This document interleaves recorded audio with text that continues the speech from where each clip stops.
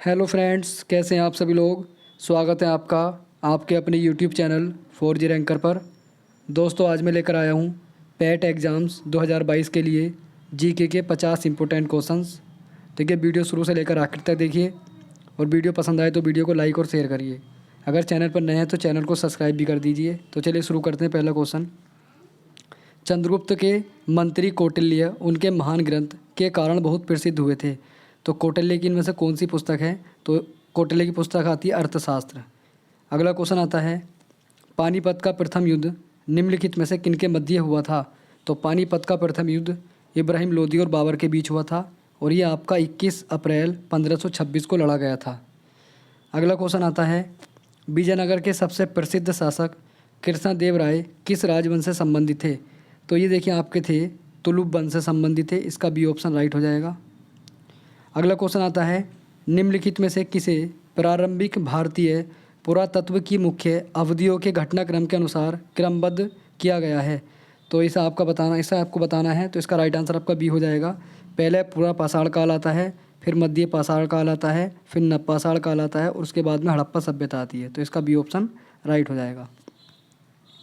अगला क्वेश्चन आता है, 15वीं-16वीं शताब्दी के दौरान वाणिज्यिक व्यापार के लिए आमतौर पर हुंडी का इस्तेमाल किया जाता था। हुंडी का क्या तात्पर्य है? तो हुंडी का तात्पर्य इससे है, देखिए आपका, तो ये जो आपका विनिमय पत्र होता है उसको ही हुंडी कहा जाता है। इसका डी ऑप्शन राइट हो जाएगा। अगला क्वेश्चन आता है, भारत छोड़ो आंदोलन या अगस्त आंदोलन 8 अगस्त 1942 को महात्मा गांधी द्वारा अखिल भारतीय कांग्रेस समिति के किस सत्र में चलाया गया था? तो ये देखिए मुंबई सत्र में इसको चलाया गया था। इसका बी ऑप्शन राइट हो जाएगा। अगला क्वेश्चन आता है, 1928 के बारदोली सत्याग्रह का नेतृत्व किसने किया था? तो 1928 में बारदोली सत्याग्रह का नेतृत्व जो किया था ये सरदार वल्लभ भाई पटेल ने किया था। इसका बी ऑप्शन राइट हो जाएगा। अगला क्वेश्चन आता है, महात्मा गांधी को राष्ट्रपिता कहकर संबोधित करने वाले पहले व्यक्ति कौन थे? तो महात्मा गांधी को राष्ट्रपिता कहकर संबोधित करने वाले पहले व्यक्ति थे सुभाष चंद्र बोस।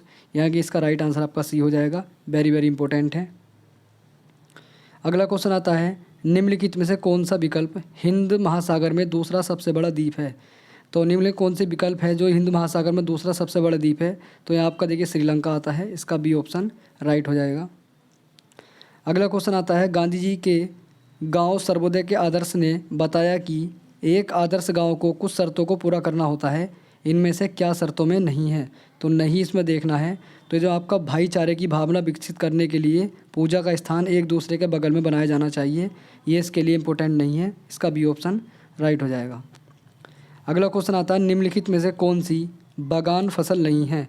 तो बागान फसल आपको देखनी है। तो जो आपका मोटे अनाज आते हैं ये बागान फसल नहीं है, जबकि काफ़ी, काजू और चाय ये आपकी बागान फसलों के अंतर्गत आती है। अगला क्वेश्चन आता है, अगला क्वेश्चन आता है, देखिए, तूर दाल को अन्य किस नाम से जाना जाता है? तो तूर दाल को अन्य जो नाम से जाना जाता है, तो तूर को देखिए अरहर भी कहा जाता है। इसका ये ऑप्शन राइट हो जाएगा। अगला क्वेश्चन आता है, का प्रयोग हवा के बल और वेग को मापने के लिए किया जाता है? तो हवा का बल और वेग मापने के लिए किस यंत्र का प्रयोग किया जाता है? तो वह आपका एनीमोमीटर। इसका बी ऑप्शन राइट हो जाएगा। देखिए, स्पीडोमीटर से गाड़ी की स्पीड नापी जाती है, लैक्टोमीटर से दूध की शुद्धता मापी जाती है, थर्मामीटर से तापमान को मापा जाता है और हवा और बल के वेग को एनीमोमीटर के द्वारा मापा जाता है।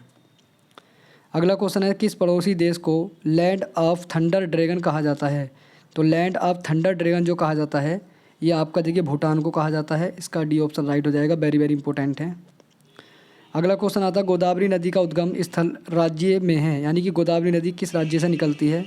तो देखिए महाराष्ट्र से निकलती है। इसका सी ऑप्शन राइट हो जाएगा। अगला क्वेश्चन आता है, निम्नलिखित में से किस उत्पाद को एग मार्क के प्रमाणीकरण की आवश्यकता होती है?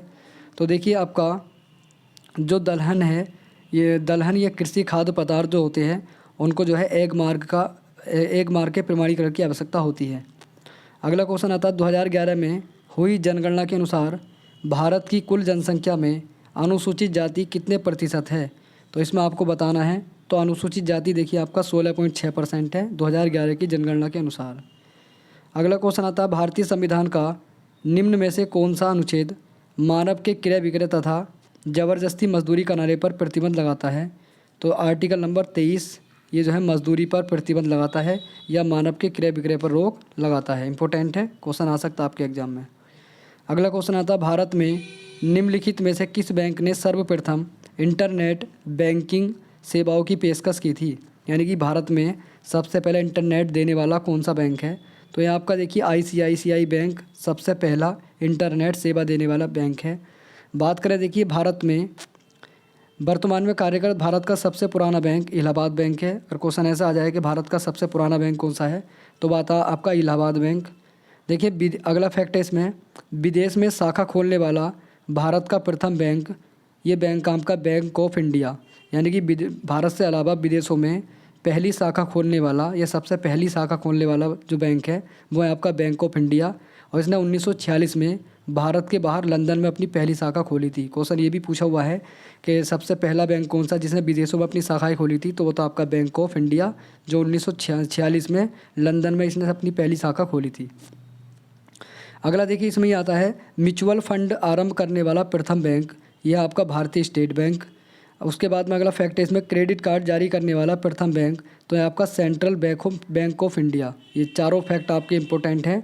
तो क्रेडिट कार्ड जारी करने वाला प्रथम बैंक है आपका central bank of India.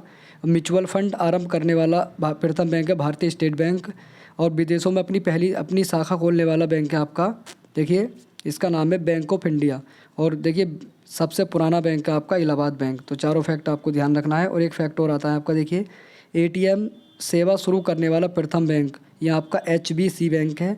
Important है, ATM सेवा शुरू करने वाला प्रथम बैंक आपका HSBC बैंक। और इंटरनेट बैंकिंग सेवा शुरुआत करने वाला प्रथम बैंक आपका ICICI बैंक। तो इसका राइट आंसर आपका C हो जाएगा, इंपॉर्टेंट है।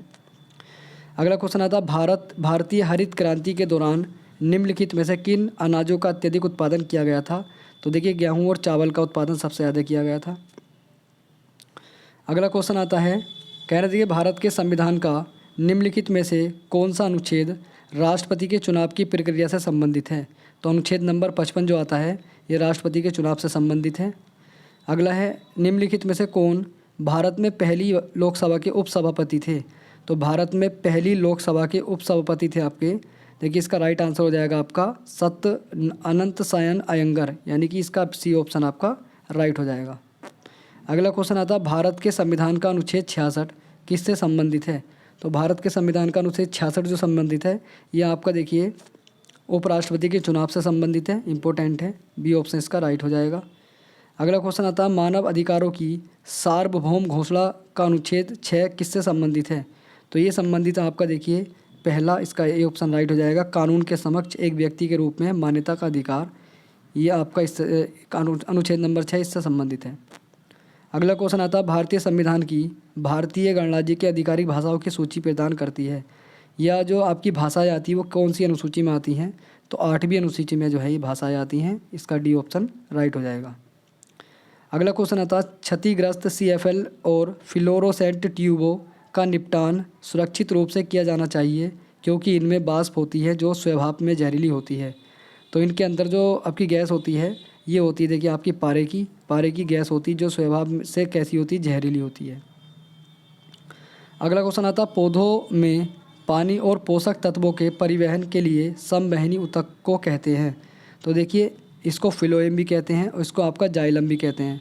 देखिए पौधों में जल जो पहुँचता है वो जाइलम के द्वारा पहुँचता है, और पौधों में देखिए जो पोषक पदार्थ होते हैं वो फिलोएम के द्वारा पहुँचते हैं। तो इसका राइट आंसर आपका D हो जाएगा, A और C दोनों सही हैं। अगला क्वेश्चन आता है, निम्नलिखित विकल्पों में से पुनरुत्पादक बीज उत्पादन पौधे का नाम चुनें। तो इस पौधे का नाम आता है देखिए आपका ब्रेड मोल्ड, यानी कि B ऑप्शन इसका राइट हो जाएगा। अगला क्वेश्चन आता है, खून में कुछ कोशिकाओं की उपस्थिति के कारण रक्त के थक्के का गठन होता है, इन कोशिकाओं को क्या कहा जाता है? तो इन्हें कहा जाता है देखिए थ्रोम्बोसाइट, यानी कि D ऑप्शन इसका राइट हो जाएगा। अगला क्वेश्चन आता है, जीवित प्राणियों में निषेचन के दौरान नर और मादा गैमेट का संलयन एक कोशिका बनाने के लिए होता है जिसे कहा जाता है?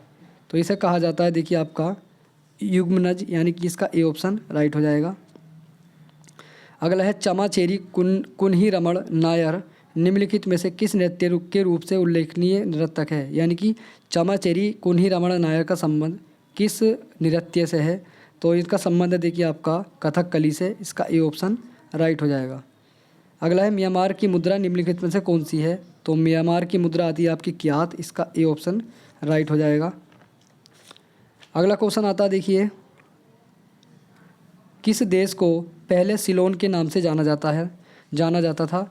तो देखिए सिलोन के नाम से जाना जाता था आपका श्रीलंका। इसका भी ऑप्शन राइट हो जाएगा। अगला क्वेश्चन आता है, भारत में राष्ट्रीय हिंदी दिवस कब मनाया जाता है? तो 14 सितंबर को भारत में राष्ट्रीय हिंदी दिवस को मनाया जाता है। इसका ए ऑप्शन राइट हो जाएगा। अगला है, हरिवंश राय बच्चन को उनके किस काव्य संग्रह के लिए जाना जाता है? तो हरिवंश राय बच्चन की देखिए इसमें काव्य संग्रह मधुशाला आती है। इसका डी ऑप्शन राइट हो जाएगा। अगला है, निम्नलिखित में से किस रचना को प्रथम विश्व युद्ध के दौरान अविभाजित भारतीय सेना के सैनिकों की युद्ध स्मृति में बनाया गया है? तो देखिए इसका राइट आंसर आपका हो जाएगा इंडिया गेट। इंडिया गेट को बनाया गया है भारतीय सेना के युद्ध स्मृति के रूप में। अगला है, किसकी आत्मकथा का शीर्षक गोल है? तो देखिए मेजर ध्यानचंद्र की आत्मकथा जो है उसका नाम है गोल। तो इसका ए ऑप्शन राइट हो जाएगा। अगला है, वर्ल्ड वाइड वेब के आविष्कारक कौन थे? तो देखिए Tim Berners Lee world wide web के आविष्कारक थे। इसका डी ऑप्शन राइट था। अगला है, पारंपरिक फुलकारी कढ़ाई शैली किस राज्य से संबंधित है? तो फुलकारी कढ़ाई शैली जो है आपकी पंजाब से संबंधित है। इसका राइट आंसर आपका सी हो जाएगा। अगला क्वेश्चन आता है, भारत सरकार द्वारा शुरू किए गए उस ऑपरेशन का नाम क्या है जो रोहिंग्या शरणार्थियों की मदद के लिए चलाया गया था? इंपॉर्टेंट है देखिए, इसका नाम है आपका देखिए इंसानियत, यानी कि इसका बी ऑप्शन राइट हो जाएगा। इंसानियत ऑपरेशन के द्वारा रोहिंग्या शरणार्थियों को उसकी मदद के लिए चलाया गया था। अगला क्वेश्चन आता है, यॉर्कर शब्द का प्रयोग किया जाता है? तो यॉर्कर शब्द का जो प्रयोग किया जाता है ये आपका क्रिकेट में किया जाता है। इसका ए ऑप्शन राइट है। अगला क्वेश्चन है, निम्नलिखित खिलाड़ियों में से संबंधित खेलों के युग्मों में कौन एक सुमेलित नहीं है? तो इसमें आपको देखना है। तो 42 का राइट आंसर आपका देखिए हो जाएगा सी, यानी कि 2 और 3 सुमेलित नहीं है। बात करें देखिए 2 और 3 पे है कौन? तो दिग्विजय शरण पोलो ये गलत हैं, और आपकी अर्जुन आज़ाद ये भी आपके गलत हैं। बाकी सब सही है। एलिस मार्टिस टेनिस से संबंधित है, और सिमोना हालेप हॉकी से संबंधित है। अगला क्वेश्चन आता है, गालिब सानेट की रचना है, यानी कि गालिब सानेट किसकी रचना है? तो ये रचना है आपकी देखिए, इसका राइट आंसर आपका हो जाएगा त्रिलोचन, यानी कि ये ऑप्शन इसका राइट हो जाएगा। अगला क्वेश्चन आता है 44, निम्नलिखित में से किसके द्वारा poverty and unBritish rule in India लिखी गई थी? तो दादाभाई नौरोजी के द्वारा ये पुस्तक लिखी गई थी। इसका सी ऑप्शन राइट है। अगला है, आत्मीय सभा की स्थापना किसने की थी? तो आत्मीय सभा की स्थापना राजा राम मोहन राय के द्वारा की गई थी। इसका सी ऑप्शन राइट हो जाएगा। अगला क्वेश्चन आता है, लता मंगेशकर के पिता का नाम क्या था? तो लता मंगेशकर के पिता का नाम है देखिए दीनानाथ मंगेशकर, यानी कि इसका बी ऑप्शन राइट हो जाएगा। अगला क्वेश्चन आता है, फ्रंटियर गांधी किसे कहा जाता है? तो खान अब्दुल गफ्फार खान को फ्रंटियर गांधी के नाम से जाना जाता है। अगला है, किसने कहा है कि इतिहास वर्ग की संघर्ष कहानी है? तो ये कहा था देखिए आपका, इसका राइट आंसर हो जाएगा डी, ये कहा था कार्ल मार्क्स ने, यानी कि इसका डी ऑप्शन राइट है। अगला क्वेश्चन आता है, बुकर पुरस्कार विजेता एन्ना वर्नर्स द्वारा निम्नलिखित में से कौन सी पुस्तक लिखी गई है? तो एन्ना वर्नर्स ने जो पुस्तक लिखी है ये लिखी है आपकी देखिए मिल्कमैन। इसका आपका ए ऑप्शन राइट है। अगला क्वेश्चन है देखिए 50वां, और इस वीडियो का लास्ट क्वेश्चन है, आंतरिक सुरक्षा अकादमी कहाँ स्थित है? तो आंतरिक सुरक्षा अकादमी स्थित है आपकी देखिए राजस्थान के माउंट आबू में। इसका जो है बी ऑप्शन राइट हो जाएगा। तो दोस्तों ये वीडियो का लास्ट क्वेश्चन था। अगर वीडियो पसंद आई हो तो वीडियो को लाइक करें और अपने दोस्तों में ज़्यादा से ज़्यादा शेयर करें। तो चलिए मिलते हैं अगली वीडियो में। धन्यवाद।